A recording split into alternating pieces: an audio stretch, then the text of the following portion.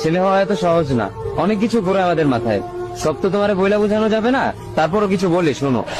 আমরা ছেলেরা বউর সামনে মার সাথে ভালো করে কথা বললে মার আসলে থাকা সন্তান, আবার মার সামনে বউর সাথে ভালো করে কথা বললে বউর গোলাম। নিজের ছেলে মেয়েদের যদি মারি আমাদের দয়া মায়া নাই, আর ওই ছেলে মেয়েদের যদি কিছু না বলি আশকারা দিতেছি।